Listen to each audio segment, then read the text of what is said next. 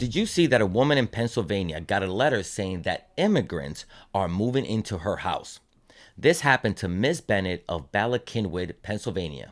This fake letter came from the non-existent agency of the Pennsylvania Congressional Office of Immigration Affairs, saying that under a Biden-Harris immigration plan, known as Law USCA 12B, again, does not exist, that she will be receiving 5 immigrants because of her income and that she can expect all of them to arrive on December 2nd.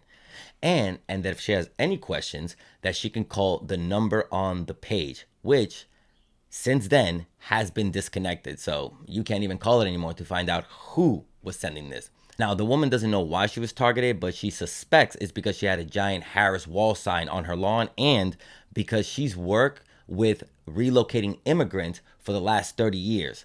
So no, ma'am, it was not a coincidence. They were targeting you. Now, I'm sorry this happened to this woman, but I loved her answer because when she got the letter, she said, of all the people they could have sent this to, I would be the one who is like, okay, let's get the room set up. We got to take care of these people. I love that answer. They chose the wrong one in the best of ways. I'm glad that this letter didn't have the intended effect on her by scaring her into changing her vote, because this was the intended effect of that letter, to strike fear in people's hearts, making them believe that immigrants are coming into their home and that it's all being funded by Harris Walls or Biden Harris, either way you break it down. This was absolutely done by Republicans to try and stoke fear into the heart of people. And what's even worse is that this was done by AI.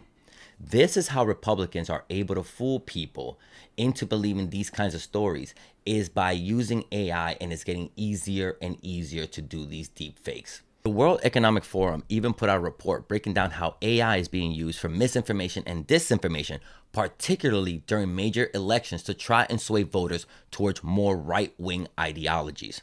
Now, I'm sorry that this happened to this woman and that she was the victim of this right-wing propaganda, but I thank her for coming out and debunking this misinformation, something that a lot of people don't do, and this is how misinformation against immigrants gets spread so widely. Until the election, this is only going to get worse.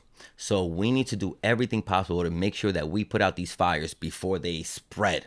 I hope they find the person who did this and they are charged with mail fraud or impersonate a government official, whatever it is. When people do these things, they should be held accountable, because when they are not, the only people who suffer are the immigrants who are being lied about.